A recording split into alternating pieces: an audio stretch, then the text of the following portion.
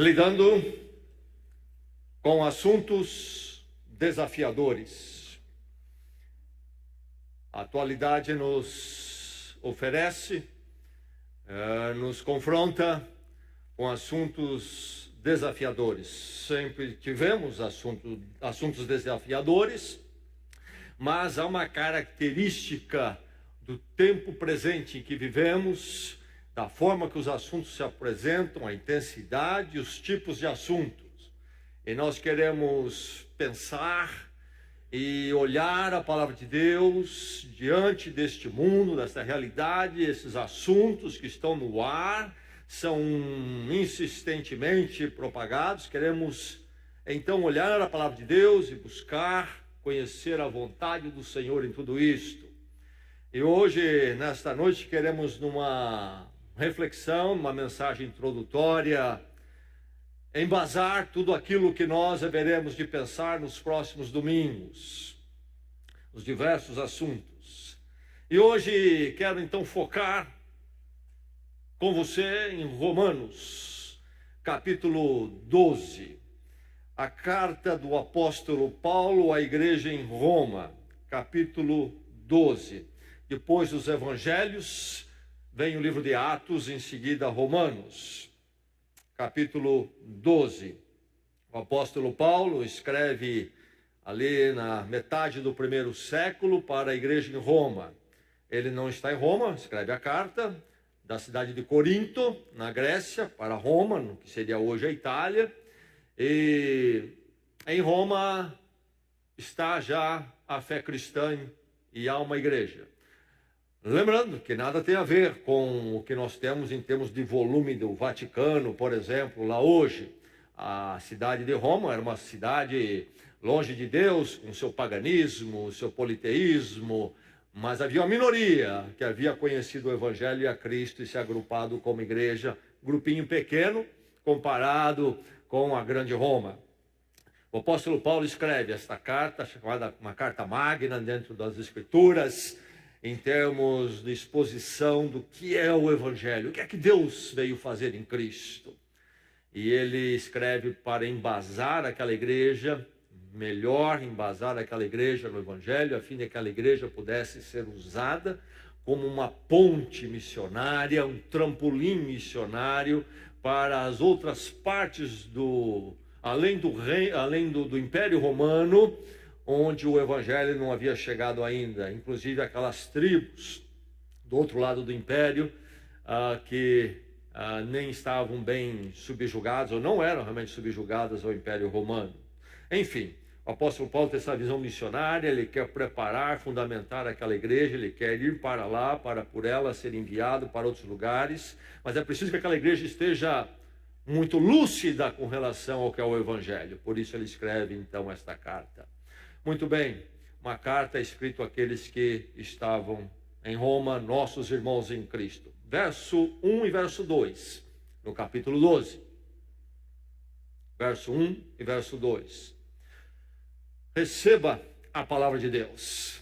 Diz assim: portanto, irmãos, rogo-lhes pelas misericórdias de Deus que se ofereçam em sacrifício vivo, santo e agradável a Deus. Este é o culto racional de vocês. Não se amoldem ao padrão deste mundo, mas transformem-se pela renovação da sua mente, para que sejam capazes de experimentar e comprovar a boa, agradável e perfeita vontade de Deus. Mais uma vez a palavra do Senhor. Portanto, irmãos, rogo-lhes pelas misericórdias de Deus que se ofereçam em sacrifício vivo, santo e agradável a Deus. Este é o culto racional de vocês.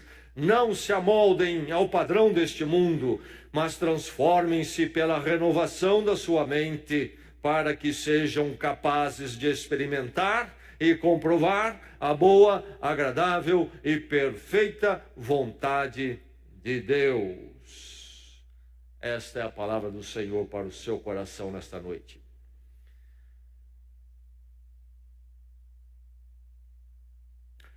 Sou insano. Isto mesmo, estou fazendo uma declaração sobre a minha pessoa para vocês aqui nesta noite. Sou insano. Falta sanidade à minha pessoa. Você está achando estranho isso? Não estranho. Eu tenho total consciência de que eu hoje, no mundo que eu vivo, do jeito que a sociedade está, da forma que particularmente ela se transformou nas últimas 3 décadas, eu tenho total consciência que eu sou insano para o mundo que está aí fora. Você entende o que eu quero dizer? E você entende quão radical é esta condição em que eu sou achado neste mundo? Como cristão, eu sou insano para este mundo. Não vou, nesta introdução, labutar de uma forma mais, talvez até chamaríamos técnica, nos pressupostos que movem a nossa sociedade, são as verdadeiras questões, mas deixe-me apenas repassar com vocês algumas coisas que eu percebo que me dizem e que eu entendo porque eu sou insano para eles. O que é que eu ouço, o que é que está no ar, está na esquina ali, está naquela roda, está na mídia, não na forma de um sermão, como eu estou colocando aqui necessariamente, mas está em todo lugar, em muito da mídia, no filme, na novela, nas conversas, na música, em muitos livros, no estilo de vida que nos é vendido, dos pop stars, etc. Bem, eu escuto. Deus não existe, ele é desnecessário, e a humanidade sozinha é capaz de resolver tudo. Não há eternidade, tudo que você tem é o aqui e agora. A existência humana é um acidente que se deu no cosmos. Você não tem nenhum significado a não ser aquele que você preferir adotar para a sua vida. Não aceite princípios.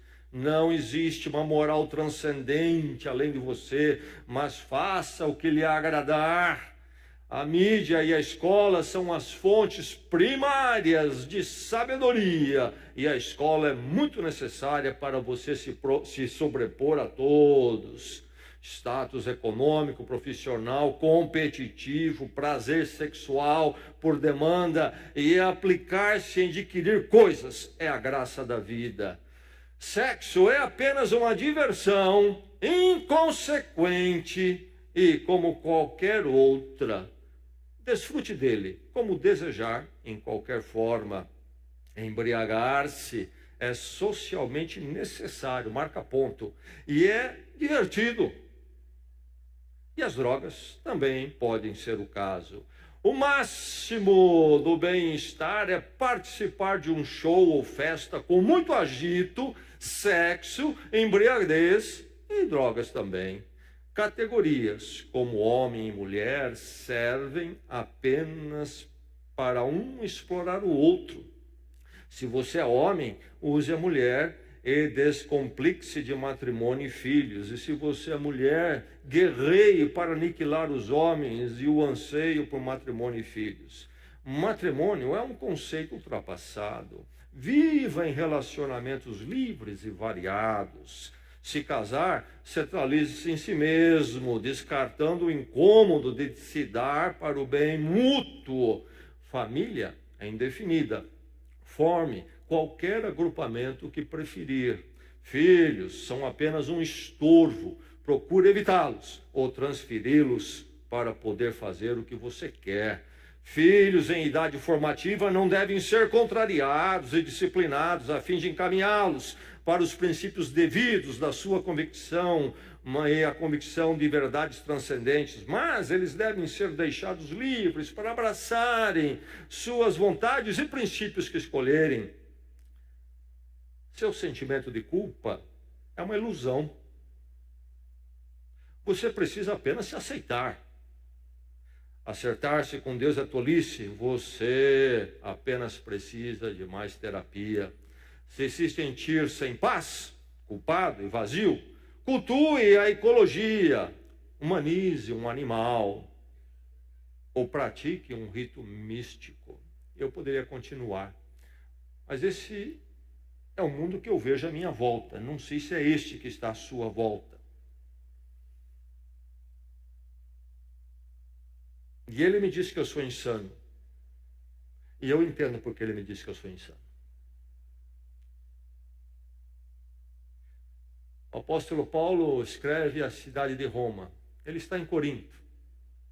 Corinto, uma sociedade pagã, uma cidade afluente, comercialmente. Eu estive lá, você está em Corinto, a montanha lá em cima.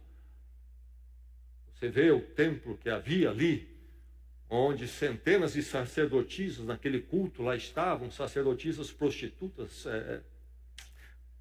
A interação sexual com elas era parte de um ritual místico. E Corinto era uma cidade de transição, ligava os dois mares ali. Hoje há um canal, mais tarde foi construído. Mas naquela época as cargas passavam de um lado, então para o outro, por terra, através de Corinto. Uma cidade então de vinha, ia, gente e muito dinheiro correndo. Paulo está ali, nesse tipo de cidade, lugar tremendo, longe, longe de qualquer visão de Deus, do Evangelho. Está ali pregando. E ele escreve para Roma. E Corinto, na Grécia, está debaixo do domínio de Roma.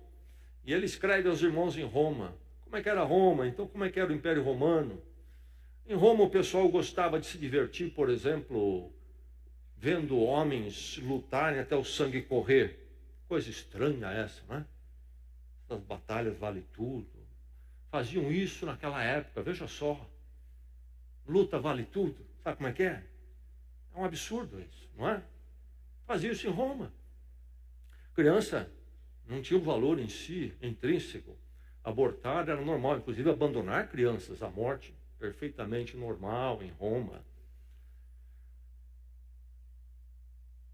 Os bacanais eram tremendos em Roma. Entendeu? Negócio, homossexualidade, também corria solta. Era assim em Roma. Uma coisa terrível, na verdade.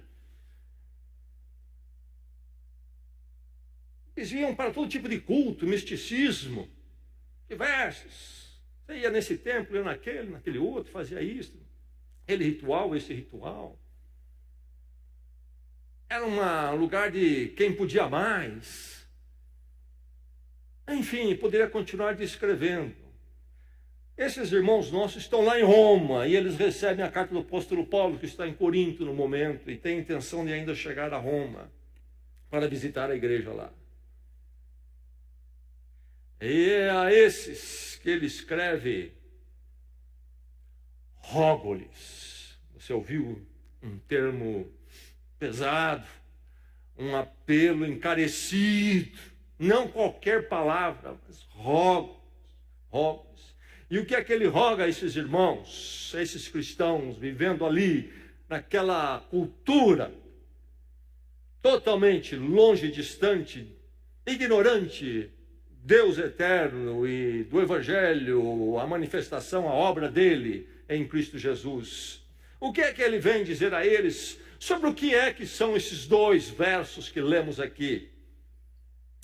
Eu quero propor para você que esses versos lhe dizem: mantenha a sua sanidade. Você está mantendo a sua sanidade, meu irmão?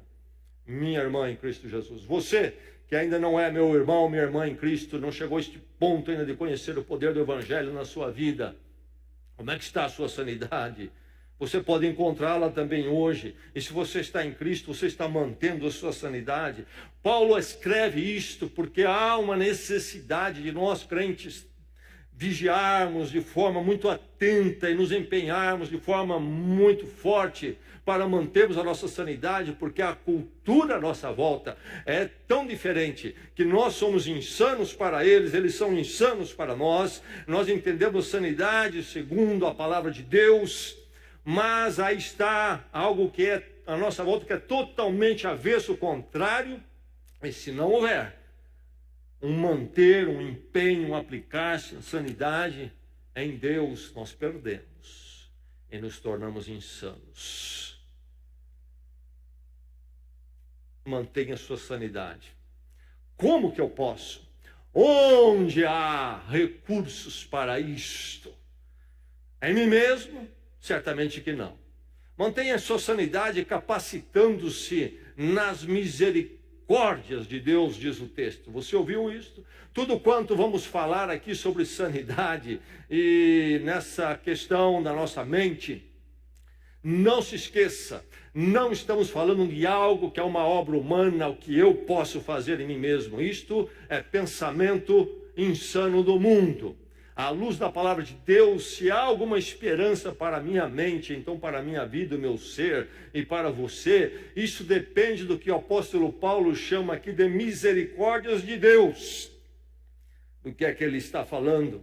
Ora, o verso 1 tem a pequenina palavra em algumas versões, pois em outras mais longa, portanto, que nós chamamos de conjunção. São esses pequenos termos que nós usamos especialmente quando escrevemos, mas às vezes quando falamos, que conecta pensamentos. Chamamos de conjunção, e dependendo do tipo de conexão que elas fazem, tem uma categoria, tem as categorias das conjunções. E aqui tem uma, portanto, pois, portanto. E esta tem o nome da categoria, ou se encaixa na categoria de conclusiva. Aquela conexão que liga um pensamento anterior a uma conclusão que se deriva então desse pensamento anterior. Portanto. Mas esse portanto é muito chave na carta aos Romanos, nessa carta tremenda aos Romanos. Teses de doutorado e teses têm sido escritas em cima desta carta, nas universidades de primeiro nível do mundo. Portanto, é chave em Romanos. É uma virada no livro. Capítulo 12. Na divisão que se estabeleceu do livro, temos então 11 capítulos antes deste. 11 capítulos onde o apóstolo Paulo argumenta, explica em detalhes, inclusive as questões mais difíceis da obra de Deus em Cristo, isto é, o que é o Evangelho. E ele começa com a sua tese lá no capítulo 1, no verso 16. Qual é a tese? Um verso muito conhecido. Não me envergonho do Evangelho, pois é o poder de Deus, não poder de homens, não poder de religião, não poder de ciências humanas, é o poder de Deus. Não me envergonho do Evangelho, pois é o poder de Deus para a salvação de todo aquele que nele crê. E aí ele começa, e ele cita o verso do Velho Testamento: o justo viverá pela fé. Se haverá alguma justificação, alguém justificado diante de Deus, será pela fé, a dependência de Deus, da graça dele. Enfim, aí o apóstolo Paulo vai destrinchar essas poucas frases deste verso em mais 11 capítulos. E depois de ele explicar então as misericórdias de Deus em Cristo, como é que a misericórdia de Deus se operou por nós, ele chega a este portanto. Então, à luz de tudo isto, do que Deus fez em Cristo para nos salvar, nos resgatar para Ele, se é assim, deve-se seguir na vida de vocês estas questões práticas. Portanto, primeiro é preciso conhecer o Evangelho. O Evangelho, que é o poder de Deus para a salvação de todo aquele que nele crê. Tanta coisa embutida aí. Salvação do quê? Por que salvação? A discussão do apóstolo Paulo, que é o que Cristo também ensinou, vai falar de uma culpa humana, de um rompimento humano com Deus, do desacerto então do ser humano em relação a si e a sua vida. Então a falta de paz e um vazio. Mas a intervenção de Deus em Cristo, que é graciosa, é graça, Deus vem. O Evangelho é poder de Deus, não poder humano. E vem em Cristo para que então um ser humano injusto, culpado diante de Deus, pudesse em Cristo, através da obra dele, na morte substitutiva na cruz pelo pecador, então o pecador conhecer perdão, ser justificado ainda que ele é injusto, uma justificação graciosa, dádiva, misericórdia de Deus. E aí então não somente ser perdoado, mas sendo religado com Deus, encontrar o que é chamado de regeneração, nova vida. Ou nas palavras de Jesus Cristo, é preciso nascer de novo. Uma obra de Deus em nós que nos dá uma nova vida com Ele agora e para todo sempre, uma dimensão de vida eterna. Esta é a misericórdia que o apóstolo Paulo se refere aqui. Portanto, pelas misericórdias de Deus, aquilo que Deus fez por nós, aquele poder dele que ele opera por nós em Cristo na ministração do Santo Espírito, vocês devem encontrar a sanidade e manter a sanidade. Mantenha a sanidade, capacitando-se pelas misericórdias de Deus. Mas então, aqui é uma virada para o aspecto prático da vida cristã. Primeiro, eu conheço a verdade, 11 capítulos. E agora, então, conhecendo a verdade, portanto, vem a prática de vida. Aqui está o plantar, aqui está o fruto. O Evangelho, então, tem essa causa, e depois, em minha vida, tem as consequências.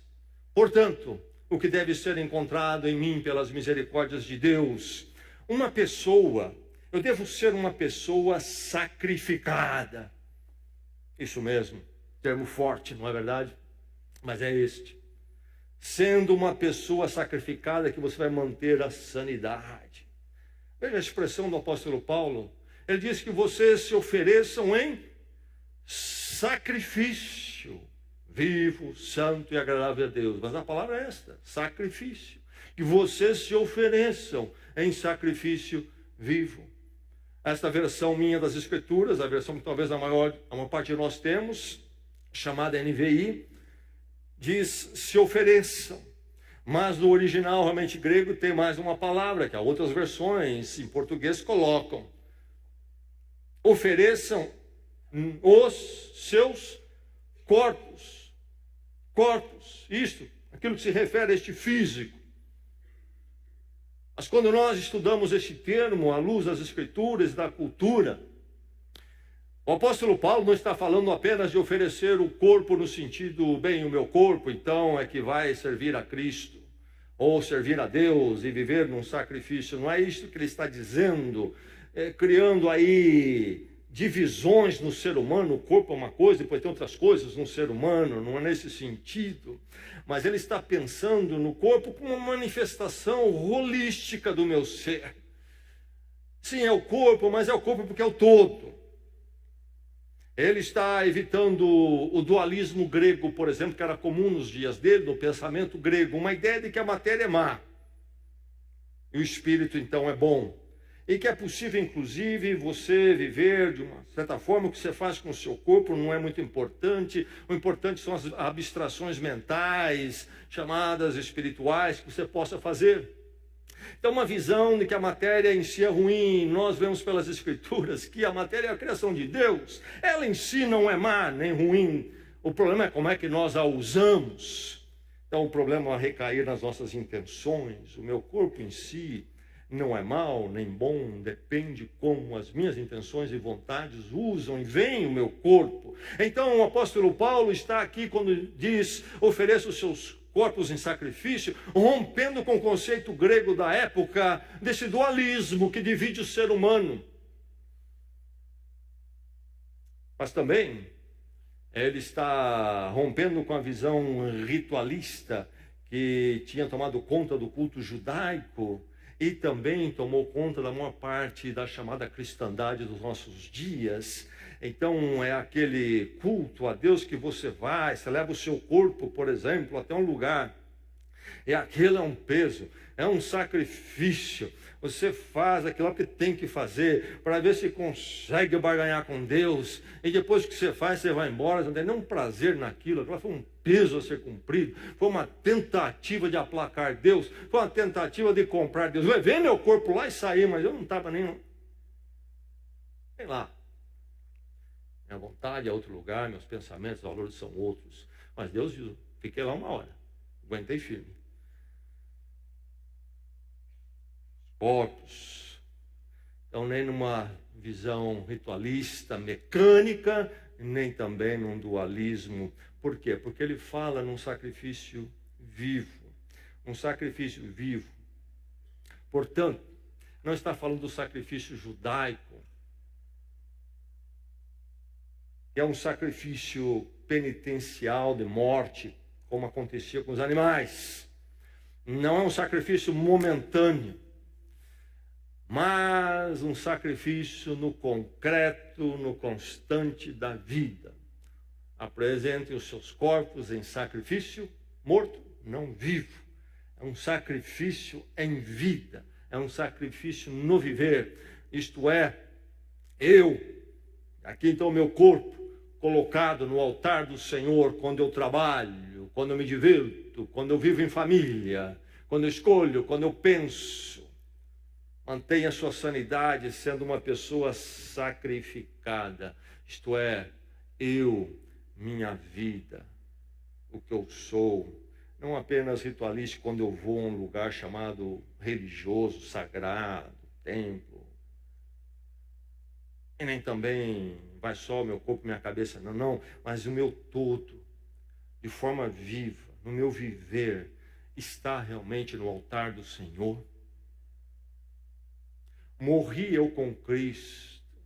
Cristo morreu a minha morte. Pela fé eu morri com Cristo. Minha justificação. E com Ele ressurreto, nasci para a nova vida com Deus. Sou um sacrifício vivo. As pessoas à minha volta notam isto. Sei eu que sou um sacrifício vivo, eu estou sem a sanidade. Na verdade, eu sou um sacrifício para a mentalidade do mundo. Eu estou no altar do mundo, da mente do mundo, do jeito do mundo.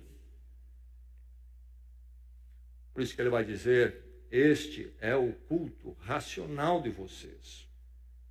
O culto, então, era o serviço litúrgico. Aqui a palavra é justamente o trabalho, por exemplo, sacerdotal, que se fazia no culto. E ele vai usar isso para um sacrifício vivo do corpo. Nós estamos fazendo um trabalho, um serviço a Deus, quando nós estamos lá no emprego, quando nós estamos na família, quando estamos na diversão. E ele fala do termo racional. Não racionalismo. Então, eu com a minha mente chego a todas as verdades, a minha razão é tudo, ela responde tudo, ela sabe tudo, vai fechar tudo. Isso foi um pensamento que surgiu aí há uns 2, 3 séculos atrás, o iluminismo. Tomou conta e se pensou assim, hoje já não se pensa mais assim, sabe-se que a razão humana não vai entregar as últimas respostas. Está falando do quê? Esse era um termo racional que tinha a ver com a mente, mas os gregos usavam esse termo no sentido que conectava com também o espiritual, o relacionamento com Deus. O apóstolo Paulo está falando do mental e o espiritual todo, o meu entendimento conectado e dirigido a Deus. E aí nós temos então o corpo apresentado em sacrifício vivo, e nós temos o culto racional do meu íntimo, da minha mente, meu exterior, meu interior, tudo somado para eu ser uma pessoa sacrificada. Eu cultuo a Deus com o meu corpo, a minha vida, com uma mente ligada em Deus, transformada por Deus pelas misericórdias de Deus em Cristo Jesus. Mantenha a sua sanidade, sendo uma pessoa sacrificada, segundo o poder das misericórdias de Deus em Cristo Jesus. Mantenha sua sanidade, então, reagindo à formatação em voga. Aí está. Bate em nós, bate de todo lado, nos bombardeiam em todo canto, nas conversas, na mídia, a mídia que domina as pessoas dos nossos dias. Formatado está a sociedade com dada forma de ver a vida, o pensamento, mas de uma forma totalmente distinta do Evangelho, da verdade revelada. Nós vivemos hoje muito próximo do que os nossos irmãos em Roma viviam quando lá estavam. Nós tivemos uma cultura muito influenciada pelos valores cristãos no nosso país, por exemplo, no Ocidente todo. Nós nos acostumamos com isso, mas rapidamente, no meu tempo de vida, eu vi isso mudar completamente. E hoje eu vivo uma sociedade parecida com a qual os meus irmãos viviam lá em Roma quando receberam essa carta do apóstolo Paulo. O que está em voga é insano para mim. E o que eu conheço pelas misericórdias de Deus, num sacrifício vivo do meu corpo e no culto racional, me faz ver o mundo como insano e eles me veem como insano. O mundo secularista, aqui e agora, é tudo. O mundo humanista, o ser humano é o centro da verdade, a fonte da verdade, dos seus padrões. Mas o mundo não fica sem uma dimensão espiritual. E aí todo tipo de misticismo. E a pessoa na sua escrivaninha pode ter a Bíblia, uns cristais, uns florais, um Buda, todo tipo de coisa. É preciso reagir à formatação. Há um imperativo negativo aqui. Você ouviu. Não se amoldem. Não se amoldem. A ideia é preciso reagir. É preciso reagir. Interromper um processo que já está acontecendo. Não vai acontecer. Já está acontecendo. O mundo tem a sua forma, pressionando. É preciso interromper esse formatar. Este imperativo está no negativo. Não se amoldem. No grego original, uma palavra só. E é interessante que é o verbo esquematizar. Nós temos a palavra esquema no português, que nos foi dado da língua grega. E ela está aqui. Na língua grega, ela não começa com uma vogal, isso já é uma transliteração portuguesada, nós colocamos um E, eles começam com um equivalente deles de um S nosso, esquema. Esse é o termo na forma verbal. Então seria mais ou menos desesquematizem-se. Não se esquematizem com o que está aí, não deixem-se ser esquematizados. Melhor ainda, traduzindo toda a força aqui verbal, diria o seguinte: pare de deixar-se ser programado pelo sistema da sociedade. Pare de deixar-se ser programado pelo sistema da sociedade, porque inclusive a força do verbo é passiva. Você fica lá parado e eles não vão deixar você entregue a você mesmo. Você é inerte, eles vão vir tomar conta da sua vida. Nós achamos que se eu ficar na minha, fico na minha. Não. Nós estamos num campo de batalha, não há terreno neutro. Ou você está lutando daquele lado ou está lutando desse lado. E se você ficar no meio, um dos exércitos vai te pegar. Ele vai te fazer a cabeça. E vai fazer de você um soldado deles. Por isso a palavra forte do apóstolo Paulo. Interrompa esse processo. Ele já está aí. Interrompa. Pare de deixar-se, você está permitindo, pare de deixar-se ser programado pelo sistema da sociedade, pela mentalidade dominante. Pare. Esquema, o hábito, proposta, desenho, programa. E há um trabalho e há milhões e milhões e milhões de reais, dólares, investidos nisto, em toda forma. Especialmente focando nos jovens, sim, mas agora já descobriram os adolescentes, sim, mas deixem-me dizer que eles já estão atrás das crianças, com muita força, muita força. Não se amoldem a este mundo, diz ele. E esta é a palavra que sempre dá trabalho aos tradutores, o aion no grego, esta era, este mundo, esta época. Os judeus dividiam a história em duas épocas. A época atual, esta época, esta era, a era atual, este mundo, o mundo atual, e o mundo por vir, a era por vir, a época por vir. Quando Deus se manifestasse no Messias, começaria a era do reino de Deus. Nós aguardamos esta era por vir. Então, o que é este mundo que o apóstolo Paulo está falando aqui? Ele está usando a expressão judaica de uma era que não é governada por Deus, da mentalidade que não é formatada por Deus, que é uma época rompida com Deus, em contraste àquela que há de vir, quando então tudo será moldado segundo o molde de Deus. Uma era distinta. Esta que está aí é uma que pressiona para lhe moldar, e você tem que resistir. Não pode ficar inerte, indolente, porque eles não vão deixar você ser um neutro. Vão fazer a sua cabeça, sim. A mentalidade desta era, os valores desta era, o comportamento desta era vão tomar conta da sua mente. É preciso reagir à formatação em voga. Isto mesmo, reagir. Não se amoldem, não deixe, é preciso uma reação. Estão lhe cozinhando aos poucos, você não está percebendo. Estão lhe cozinhando aos poucos, você não está percebendo.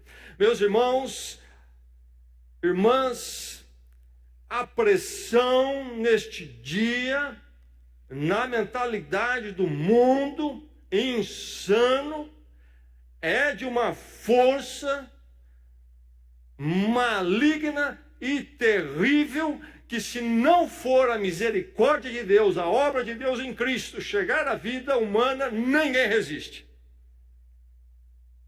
Nem você, nem seus filhos, nem sua casa. A coisa está terrível, a batalha está intensa, o calor é enorme.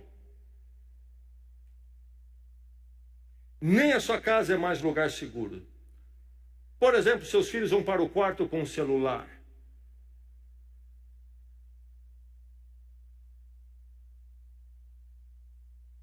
O mundo entrou à sua casa. Você não imagina até o que tem entrado ali. É preciso reagir à formatação em voga. O negócio está terrível. E se você não foi alcançado pelas misericórdias de Deus, você nem percebe isto. Já foi tomado. Você já foi conquistado. Você já foi formatado. E você que está em Cristo, a coisa é tão terrível que se você não manter a sua sanidade pelas misericórdias de Deus e reagindo à formatação, e você então sendo uma pessoa sacrificada, você devagar também vai entrar. Por que tantos crentes numa situação lamentável? Por quê? Porque não ouviram a palavra. O apóstolo Paulo escreve isto aos nossos irmãos no passado, e nós não somos melhores do que eles. E ele escreve isso porque eles precisavam disto. Se tudo tivesse resolvido, ele não ia falar isto. Ele está lembrando que a vida cristã é estar num campo de batalha. É a musiquinha que vem daqui, o programinha que vem de lá, meus irmãos, aquela baladinha ali, isso nada é neutro. Não é neutro. É a maior guerra que aconteceu já na história da humanidade, está acontecendo agora. Qual é esta guerra? É a disputa por quem controla a mente, quem molda a mente humana. E os canhões da mentalidade em voga são poderosos, enormes, terríveis. Clame pela misericórdia de Deus, por você e pela sua casa. Reagindo à formatação em voga, mantenha a sanidade, mas expondo-se à mutação do Espírito Santo, da palavra. Não somente temos um imperativo negativo, não se amoldem, mas temos um positivo, uma outra ordem, um outro imperativo. Qual é? Transformem-se. Deixe-me voltar à minha tese de que não há campo neutro, não há vácuo. Dois exércitos estão guerreando, ou você está com um e com o outro. Se você está ali no meio, achando que você não é de ninguém, um dos exércitos vai tomar você. Não se amoldem. Mas, se tem um lado negativo, não se amoldar, existe o lado positivo. Transforme-se. Eu não vou deixar de me amoldar se eu também não for transformado. E eu não vou ser transformado se eu não me deixar de amoldar. As duas coisas têm que estar acontecendo, o negativo e no positivo. Nós temos uma visão muitas vezes equivocada de vida cristã como um negativo, na verdade. O que é ser crente? É não fazer isso, não fazer aquilo. E nós temos até o erro, somos muitas vezes envolvidos no erro de passar essa ideia para o mundo que nós de Cristo somos aqueles que estamos cheios de nãos. Quando que a vida cristã é primeiramente positiva, o que eu sou. Não se amolde, sim, mas há o transforme-se. E as duas coisas têm que acontecer para mantermos a nossa sanidade. Transforme-se. A ideia é, comecem a se deixarem ser transformados pelo poder da palavra, Espírito Santo, nas misericórdias de Deus. A força deste imperativo no original é passivo, porque não é uma transformação que você vai fazer em você mesmo, mas é você, então, buscar o poder do Espírito Santo na sua vida, em oração e na palavra, na comunhão, na igreja. Então, ali, Deus opera essa transformação. Não é eu sozinho, eu vou me transformar. Nenhum de nós é páreo para lidar com o mundo e o maligno, ainda mais na força dos nossos dias. Ainda mais nessa insanidade declarada que aí está. É preciso que eu encontre a transformação que é propiciada pelo Espírito Santo na aplicação da palavra, segundo as misericórdias de Deus em Cristo Jesus. Expor-se à mutação do Espírito Santo. Aí está. A insanidade tomou conta. Nós nos relacionamos com o mundo com muita sabedoria. Mas você sabe muito bem, lá entre os seus parentes, por exemplo, nos encontros, conversando com eles, eles estão formatados pelo mundo. E você vai ouvir posições que você jamais pensaria em ouvir deles. E nos últimos 10, 20 anos eles abraçaram, foram formatados. Coisas tremendas que eles mesmos jamais diriam, aceitariam há 20 anos atrás. Coisas totalmente contraditórias, não é que dão uma avançadinha, não. Contraditórias ao que eles criam no passado. Tal é a força. Entre os seus amigos a mesma coisa, colegas de trabalho a mesma coisa. E ali você precisa então não se amoldar e ser transformado para você apresentar então o seu corpo e a sua mente, sacrifício vivo, em culto racional. A mutação do Espírito Santo precisa acontecer. Esse transformar-se. E eu disse que não amoldar-se é a palavra esquema, e aqui quando ele fala em transformação, é a nossa palavra no português, que também recebemos do grego, palavra conhecida, que é a palavra metamorfose. E aqui está, então, neste verbo dele, inclusive no meio, a palavra morfe, a palavra de forma, de molde. Ser transformado pela forma do Espírito Santo. Ou eu sou moldado pelo Espírito Santo e a palavra do Senhor, ou eu sou esquematizado pelo mundo.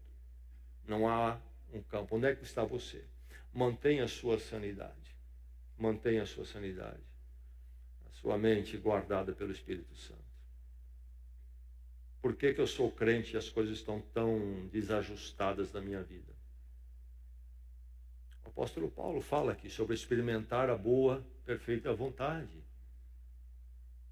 de Deus. Agradável, boa, perfeita vontade de Deus. Vontade é a palavra telos, isto é o fim, o objetivo. Para onde nós estamos indo. É um fim, objetivo, então uma história daquela direção, onde nós vamos experimentar o propósito bom, perfeito e agradável de Deus. Mas como eu posso experimentar isso na minha vida, se eu estou totalmente moldado, esquematizado pela mentalidade que está aí fora? Como é que eu posso ter uma família, um casamento, uma vida pessoal, emoções em ordem, equilibradas, comportamento ético nos negócios? Como é que eu posso ter tudo isso equilibrado e não viver um turbilhão, uns desacertos Se eu não estou experimentando o que é perfeito, bom e agradável. E como é que eu vou experimentar o que é bom, perfeito e agradável? Esse direcionamento da vida, esse telos, se eu estou fora da vontade de Deus.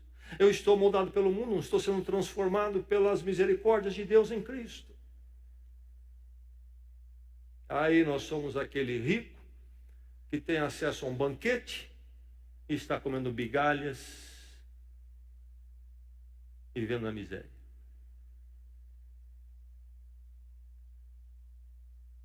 É preciso manter a sanidade. Essa batalha precisa ser observada com cuidado. A sutileza de como é feito, aos poucos. A historinha diz que o beduíno, sabe o que é um beduíno? Aquelas pessoas, aquele povo que é nômade, lá no deserto, no Saara, por exemplo, vive no deserto. À noite eles param, é uma barraca. O deserto é muito quente de dia, muito frio à noite. Há uma barraquinha, dorme lá dentro. E diz a história que do lado de fora estava o camelo, mas a noite estava muito fria. E o beduíno na sua barraquinha deitado, bem pequeno, dormindo, protegido do frio, possível tempestade de areia. O camelo lá de fora pensou, está frio aqui fora, lá dentro está melhor. O que o camelo fez? Foi lá por baixo, na areia, a lona descansava na areia, deu uma empurrada com seu focinho, enfiou o focinho e a cabeça para dentro da barraca. E pensou, realmente está quentinho aqui dentro. O beduíno acordou, o pé dele encostando no nariz do camelo. Só o camelo pondo a cabeça aqui dentro. O beduíno pensou, vira para o outro lado, a cabeça, não vou eu me levantar aqui, estou quentinho. Camelo aí, põe sua cabeça dentro, não está atrapalhando nada. Passaram uns minutinhos, o beduíno já dormindo, o camelo enfiou o pescoço todo. Não é? Acordou o beduíno, cansado, quente, se ajeitou, deixa o camelo aí. Enfim, o processo foi, na barraquinha, que o camelo entrou, o beduíno foi dormir lá fora. Diz a história.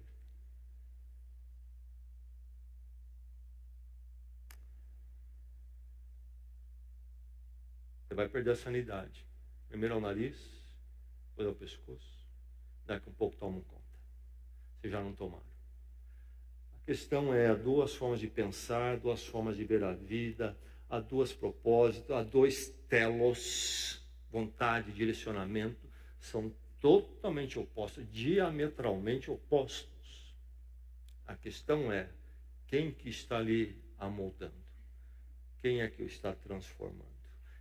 Que molde você resiste ou não está deixando, né? E qual que você está abraçando?